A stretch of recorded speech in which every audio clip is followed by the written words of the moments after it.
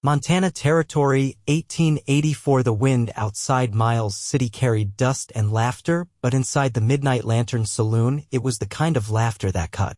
"CC, could I have a glass of WW water?" The voice trembled, soft but clear enough to hush the piano. The bartender blinked, confused. Then one man at the poker table snorted. "What was that? Speak up, girl. You choking or just dumb?" Another man joined in, chuckling deep in his throat like a bear amused with itself. Penna Calloway's hands tightened around the hem of her faded shawl, her face burning. The glass of water was not worth the stares. She turned to leave, her boots silent against the floorboards. "You heard her." The voice was calm. "Steady. A man's." Penna froze. Every head turned. He stood near the bar, tall and broad, with a dust-worn hat and a sun-darkened face. His shirt sleeves were rolled to the elbow, showing thick forearms lined with old scars. His eyes were quiet but sure. "She asked for water," he said again. "Give it to her." The bartender scrambled to pour a glass, sliding it toward her without meeting her eyes. Penna reached for it, her fingers brushing the cool glass. She did not look at the man beside her. "You all right?" he asked, voice low. She nodded, her lips pressed tight. Her chest ached with shame. "Name's Crew Zeller," he said. "Own a ranch south of here." She glanced up. His eyes were brown, the color of dry earth after rain. Penna CC Calloway. He nodded once, no pity in his gaze. "You live around here?" She hesitated. "I work at the SS school. Cleanin'. And AL little cookin'. And no family." Crew's jaw tightened. "You got grit, walking in here alone." Didn't KN know it WW was that K kind of." Her voice broke. Her hand trembled against the glass. He reached out, not touching her, but close. "Let me walk you out." She nodded, and they stepped into the wind together. Outside, the fading sun lit her face. She was not pretty in the way men in saloons liked, but her eyes were steady, even with all that hurt behind them. He lifted his hat. "You ever need work? My housekeeper's heading east to help her sister. Got 2 dogs and a porch that's never been swept right." Her lips twitched. "I'm not, you are," he said simply. "If you want it." She looked at him then, really looked. No sneer. No flinch at her stutter. Just a man with kind eyes and a calm voice. "I'll take to think about it." Penna did not think about it. She showed up 2 days later with her small bag and a loaf of bread wrapped in cloth. The Zeller ranch sat low against the hills, with wild horses roaming just beyond the fence line. The house was modest but solid. The barn smelled of hay and old leather. Inside, the kitchen had a cracked window and a stove that needed coaxing to light. She rolled up her sleeves without being asked. They fell into a rhythm. Crew rose at dawn, worked till dusk, and never spoke more than needed. But when he did, it was always to her and always gentle. One morning, he found her in the barn brushing down his mare. "You ride?" She shook her head. He held out a hand. "Want to learn?" She looked at the horse, then back at him. Would you? "I'd like to." She took his hand. Spring came late that year. Snow clung to the mountain's edge well into April. But the days lengthened, and so did the silences between them. Not the awkward kind. The kind that held something. One evening, after supper, she found him on the porch, sharpening a blade. "You need help tomorrow?" she asked. He looked up. "You always help. More than I ask." She sat beside him. The air was cool. The sky gold. "IWW wasn't going to stay," she whispered. "IWW was going to take the money and go east." "What changed your mind?" he asked. She looked down at her hands. You didn't laugh." He reached over, covering her hand with his. "You speak better than most men I know. You just take longer. That's not a flaw." Her throat tightened. "They said IWW would never marry. That no man WW would want. I do." She blinked. "I want you, Penna. Not because I pity you. Not because I'm lonely. Because I see you. Strong. Brave. The way you keep going, even when folks are cruel. I want a life with someone like that." Her mouth opened, but no words came. He squeezed her hand. "You do not have to answer now." She stood, lips trembling. Then she leaned down and pressed her forehead to his. I do. He smiled. You do. She nodded, tears slipping down her cheeks. I do. He rose slowly, his hands warm on her waist. Then marry me, Penna Calloway. Be my bride. And under the wind and the last light of day, she said the word without stuttering. Yes. The wedding was held beneath the cottonwoods near the stream that edged Crew's pasture, where the water ran low and cold over smooth stones. Reverend Tally came from town, his coat too fine for the wind, and brought a Bible wrapped in oilcloth. Penna wore a homespun dress the color of old lilacs. Her hands didn't tremble when she took Crew's. I'll speak for both of us, he told the Reverend. She said yes already, and I've heard it clearer than anything in my life. Penna looked up at him, eyes steady, and nodded once. They spent their first night as husband and wife in the same house where she'd swept floors and stirred stew. But now, when she opened the door, her name was on the deed too. Her shawl hung beside his coat. Her boots sat beside his. They moved in quiet companionship, like two rivers meeting unrushed, but certain. By June, the garden had taken root. Crew dug the beds deeper than needed, and Penna planted in careful, straight lines. He built her a bench beneath the shed roof, where she could shell peas in the shade. Her sewing frame sat near the window, and when the wind lifted the curtain, it carried the scent of sage and tilled earth. One evening, as the sun fell behind the ridge and the sky turned the color of copper, Crew leaned against the porch rail, watching her prune the grapevine that had grown wild along the fence. You ever think about teaching? He asked. She brushed dirt from her skirt. I don't have BB books. You don't need books to show a child how to hold a pencil right, or how to read a clock, or how to listen. She wiped her hands on her apron. IIWW wouldn't KN know where to STST start. With one, he said. One child. We've got families out this way. Some don't send their young ones to town 'cause it's too far. You could do it here. At the table. Penna stared at the horizon a long moment, where the horses grazed and the land stretched without end. You'd think they'd trust me? They'd trust what I trust, he said. And I trust you. She didn't answer. But the next morning, she moved the oil lamp to the far end of the table and cleared space beside it. By harvest, 3 children came on Mondays and stayed through the afternoon. They sat with hands folded and eyes wide, and Penna showed them how letters curved and numbers stacked. She didn't speak quickly. She didn't try to hide her pauses. They waited. In early October, Crew came in from the north pasture with a limp. Penna met him at the door, her apron still dusted with flour. What happened? Stepped in a gopher hole. Twisted something. She helped him sit, pulled off his boot, and pressed her fingers along the swollen edge of his ankle. You need to stay off it. Can't. Fencing's down near the willows. I'll go. He blinked. You ever strung wire before? No. But I've watched you. He sat back, mouth tight. You'll need gloves. She fetched them from the barn. The leather was too big, but she cinched the cuffs tight, took the post driver, and walked out with a canteen slung over her shoulder. She came back at dusk, dirt-streaked and flushed from the effort. He watched her from the porch, a blanket over his leg. You get it done? Yes. And I didn't break the hammer. He laughed, full and warm, the sound catching in his throat. She sat beside him, her hands raw and blistered. You didn't have to, he said. I know. I wanted to. The wind picked up, rustling the dry grasses. He reached down without a word and lifted her hand to his lips. That night she didn't stitch or read. She sat beside him, her head resting against his shoulder. The fire crackled low, casting flickering light across the floorboards. You ever want anything different? She asked quietly. He shook his head. Not once.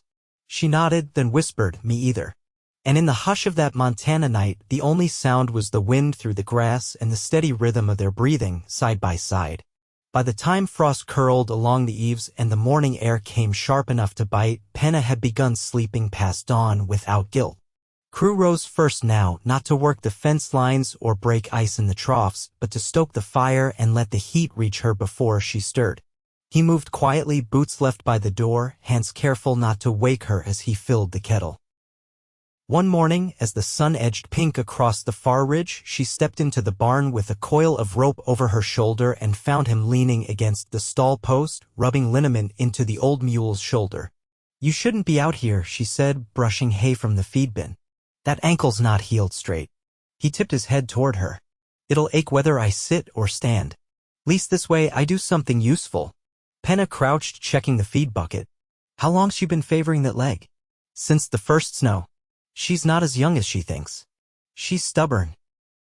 Like someone I know." Crew didn't laugh. Instead, he shifted his weight and looked at her with a kind of quiet he hadn't used before. "You ever think about what comes next?" he asked. She straightened, brushing her hands on her skirt.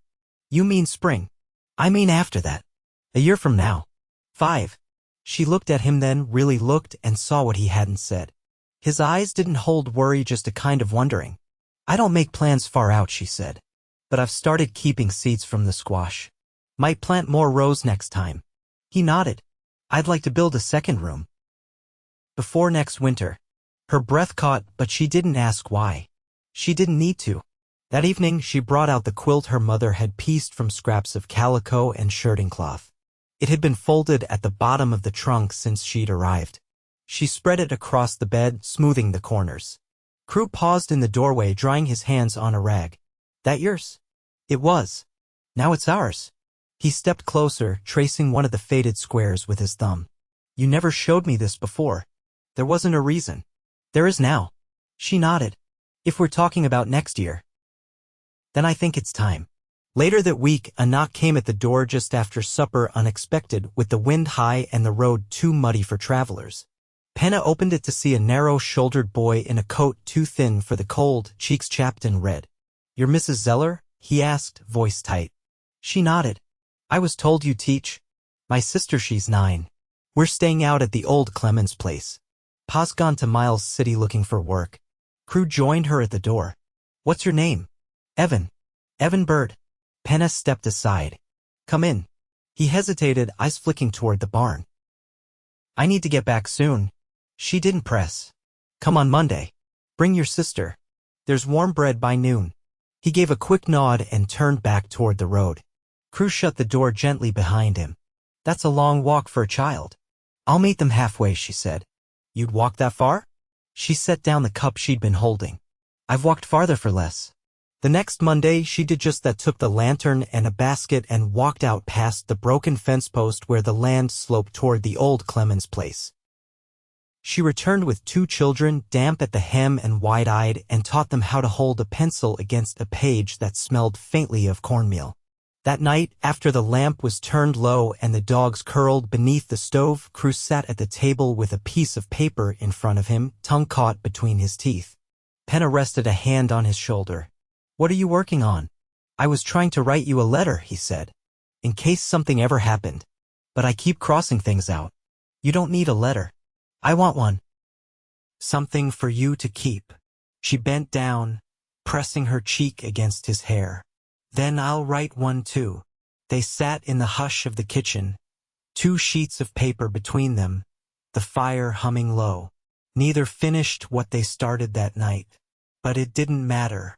The letter would wait. Spring would come again. And this time they'd be ready. By late March, the earth softened beneath the snowmelt, and the hills behind the ranch bled green through the old frost. Penna stood barefoot on the back stoop that morning, the hem of her nightdress damp from where she'd stepped into the thawing grass. A thrush landed on the fence rail and she watched it tilt its head as if weighing the air. Inside, Crew set a bucket of warm water beside the stove, his hands still nicked from repairing the tack the week before. He caught sight of her through the open door. "You'll catch cold out there?" She didn't move. "I think it's time." He stepped out beside her, rolling his sleeves. "You sure?" She nodded. "I've known for weeks." Felt different. He didn't reach for her, didn't speak more than needed. He just stood beside her, watching the same bird, the same morning. "I'll ride into town," he said. "Fetch the midwife." Penna turned to him. "Let's wait till noon. She's not in a hurry." He looked at her then, his mouth drawn, not with fear, but something steadier. "You think it's a girl?" "I know it," she said. They spent the morning preparing without fuss. Crew carried the cradle down from the loft. Penna boiled linens and set the kettle to steam. The dogs stayed close, quiet at their feet. By early afternoon, as she gripped the edge of the kitchen table and breathed deep into her shawl, Crew saddled the mule and rode hard for the midwife, the trail slick in parts where the melt hadn't dried. He returned with Mrs. Elva Brandt, a widow with hard shoulders and quick hands. She took Penna's arm without pleasantries and nodded once to Crew. "You wait outside." He did. For hours he paced the length of the porch, his boots wearing a trail into the boards. He lit the lantern when the light changed and didn't eat when the stew cooled on the stove. Sometime past midnight, Mrs. Brandt stepped out, her apron stained and her sleeves rolled high. "She's strong," she said, wiping her brow. "And stubborn. Like someone I met once in a peach orchard who refused to faint while giving birth to twins." Crew stared at her. "And the baby? She's breathing, and she's got lungs like thunder." He pushed past her before she finished speaking. Inside, Penna lay propped against the pillows, her hair damp at the temples. A small bundle rested against her chest, wrapped in a faded towel. He crossed to them slowly. "She's got your chin," Penna whispered. Crew crouched beside the bed, one hand resting lightly on the edge of the mattress. "What'll we call her?" Penna looked down at the tiny face, pink and silent now, as if worn out from the world's welcome. "Maribel." He nodded once, as if the name had always been waiting. "I'll build her a rocking chair," he said, "when she's big enough to sit." Penna smiled, her eyes heavy with exhaustion, but still holding him. "I want her to know how to read wind and sky," she said. "How to gather eggs without cracking one. How to be kind without being soft." "She'll learn," he said. "You'll show her." They sat in stillness, the only sound the fire settling in the stove. Mrs. Brandt left at first light, her boots thick with mud and her arms empty. In the days that followed, Penna's hands grew sure around the baby's small body.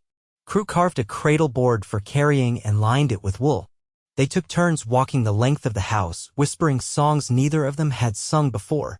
One afternoon, as Penna sat on the porch with Maribel bundled in her arms, she watched Crew come up from the lower field with a boy trailing behind him. "This is Caleb," he said when he reached the porch. "His folks are fixing to move west, but the wagon wheel snapped. I told them we'd feed him till it's mended." Penna studied the boy, who looked no older than 8. He had a scar along his cheek and dirt beneath his nails, but his eyes were watchful. "We've got enough," she said. That night, after Caleb fell asleep on a bed of quilts near the hearth, Penna leaned against Crew's shoulder and whispered, "I want more. Children, I mean." He didn't answer right away. "Then me too." She lifted Maribel into his arms and watched as he settled her with the ease of a man who'd always known how to hold something fragile without fear. "Do you think," she said slowly, "they'll grow up and forget what it took to make this place?" Crew looked at her, his voice low. "I don't want them to remember the hard parts more than the good. But I want them to know we earned every bit of it." Penna reached for his hand, letting her fingers rest against his calloused palm. Then she said, "We'll show them." And in the hush between one breath and the next, the house felt fuller than it had ever been. The following summer was dry enough to split the earth in long, thin cracks, and the creek behind the house ran low and warm, its stones exposed like bones under skin. Penna began rising before the sun again, not out of duty but because Maribel stirred early now, reaching for her with small, grasping fingers and a soft, breathy hum that meant hunger. She fed her on the porch wrapped in a shawl Crew's mother had once knitted, the yarn rough but warm. Caleb stayed longer than expected. His parents never returned for him, though a letter had come by stage months ago, written in a rougher hand than Penna's students. The message was short. They'd gone on toward Oregon Territory and left the boy in the Zeller's care, claiming he was better off with folks who had steadier hands. One morning, while Crew was mending the roofline and Penna was teaching the children at the table, Caleb lingered by the window, watching dust lift along the path to town. "You think they'll ever send for me?" he asked, voice quiet, eyes fixed on the horizon. Penna closed the primer book. "I think they made a choice, but that don't mean you were left behind. There's a difference." He turned toward her, face unreadable. "Crew said I don't have to go if I don't want to. You don't. And if you stay," she said, "you'll be our son. Not as a favor, not as a kindness, but because we want you." He didn't answer, didn't nod. But when she returned to the lesson, he sat a little straighter, hands still but not clenched. Later that week, Crew took Caleb out to the far pasture, where the hills rolled down to the edge of the cottonwoods. They were gone half the day. When they came back, Caleb carried a short-handled axe and a set of leather gloves, both worn but fitted to his size. "He's got a feel for the land," Crew said that night. "Knows how to read the ground before he steps." Penna folded the last of the wash. "Then he belongs here." The next Sunday, they rode into town in the wagon, Maribel bundled tight beside Penna and Caleb sitting high up with Crew. There was a gathering in the churchyard for Reverend Tally's 15th year in Miles City. Penna hadn't stepped into the chapel since their wedding, but she walked through the doors without pause this time, her daughter in her arms and her boy just ahead. When the congregation sang, Penna didn't join, but she stood with her family, one hand resting on the pew, the other gently cradling Maribel's head. Afterward, they lingered outside under the cottonwoods, their branches thick with cicadas. A woman with a thin braid and a dress dyed the color of oxblood approached her. "You're the one teaching by your kitchen table," she said. "My brother's boy can't read a lick. Doesn't sit still. But he's not mean. Just restless." "I'll take him," Penna said. "You sure? He's a handful." "I was too." That September, 2 more children came. One brought a loose tooth wrapped in cloth. Another came barefoot, her soles so calloused Penna didn't ask about shoes. Crew built benches by lamplight, measuring each plank with care.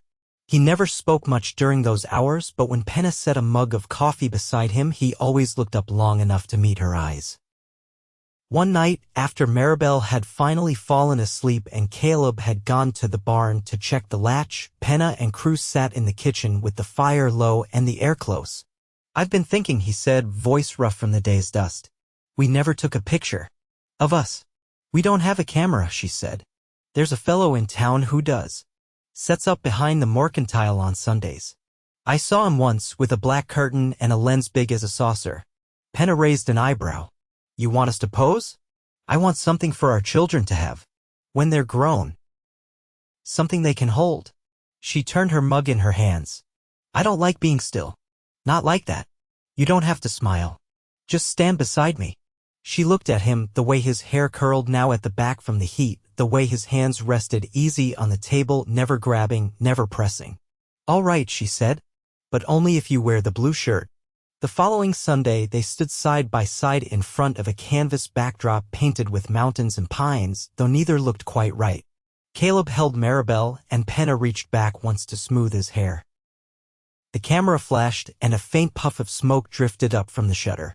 When the photograph came weeks later, Penna studied it for a long time before placing it on the mantel beside a smooth stone Caleb had given her and a dried stalk of wheat from their first harvest.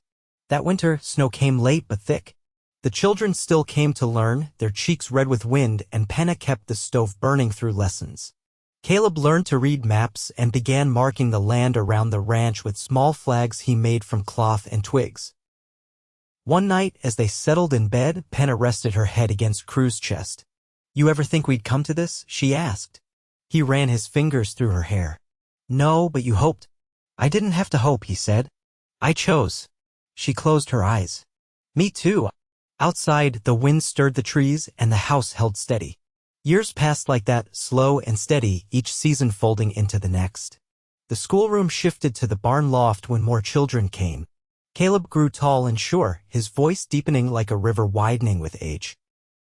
Maribel learned to ride on the old mule, her laughter echoing across the pasture. One autumn afternoon, with the fields golden and the sky as wide as ever, Penna stood beside Crew while Caleb hitched his own wagon for the first time. "He'll leave one day," she said. Crew nodded. "But he'll come back." She reached for his hand, their fingers knotting together. "He'll always know where home is." And behind them, the house stood solid against the land, warm with firelight, full of noise and quiet in equal measure. Their life had not come easy, but it had come whole. Nothing missing. Nothing held back. They had made it together. And it was enough.